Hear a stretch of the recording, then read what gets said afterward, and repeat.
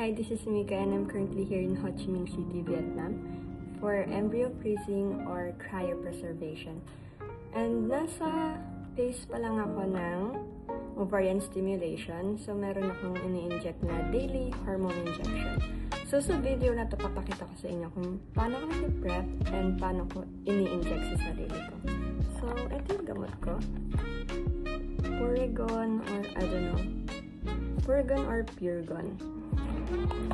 And ito yung kasama niyang pen.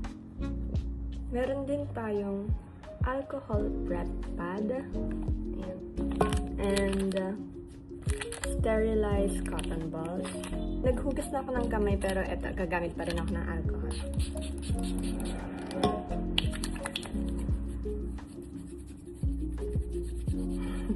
Just gonna share a little background about me. I have endometriosis, adenomyosis, and PCOS. So, kinumpleto ko na talaga. And last time, nagpa-HSG ako and nakita doon na may left hydrosalpinx ako. Then, yung right tube ko is black. So, we really don't have chance for natural conception na. Kaya, ayun. Sinabi na nga sa amin na para magka-baby kami, kailangan na namin magpa-IVF. That's why nandito kami ngayon sa Ho Chi Minh. Yung pinuntahan kong hospital is IVFMD Nidok Hospital. Pagkatapos netong egg harvesting, kailangan ko pa din mag-undergo ng laparoscopy to remove my hydrosalpinx. And sinasabi ng doktor na kailangan na rin tanggalin yung right tube ko kasi baka daw sa HSG nagkaroon lang daw ng contraction kaya hindi daw nakadalo yung dye. So, dun pa lang talaga sa surgery makikita kung talagang black siya or hindi. Okay, tapos na tayo sa chikahan time. Time na para mag-inject ka. Ito yung hair pen ko.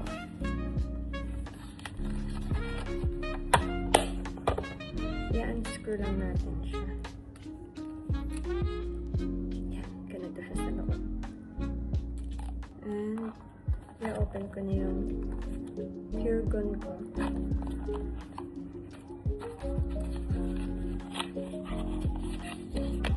Ganito siya. Tanggalin ko. At ipapasok ko siya dito sa loob. So, itong silver cup na to, lalagay natin siyang pag ganito. Tiyan! At isasara na natin ulit.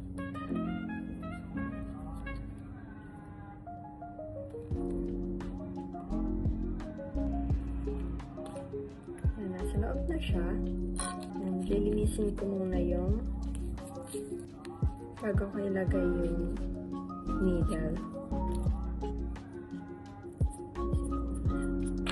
And ito yung needle niya. Kuha tayo ng isa.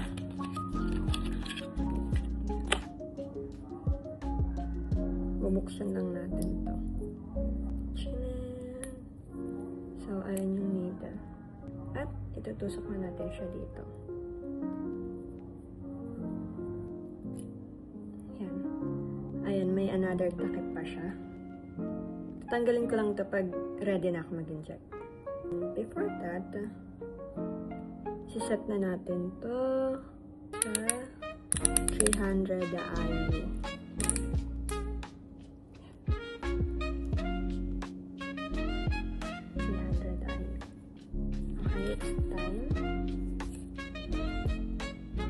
Dapat 3 finger away from the navel. So, dito ko siya i-inject. Yan, medyo bloated na nga ako. Kasi pang 5th day ko na ngayon. Tanggalin na natin siya.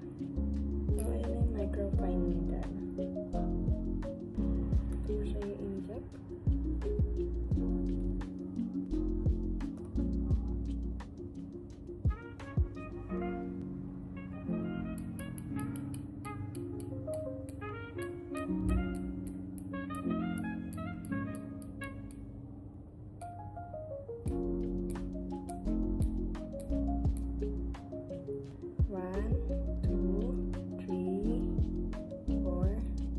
5. Yeah. And so, medyo masakit lang siya. Really. Pero buti hindi naman ako nagkakaroon ng bruises. And hindi naman din siya nagbe-bleeding. So, I think it's fine. And we're done. Napakita ko na sa inyo yung self-injection ko. That's all. Bye-bye!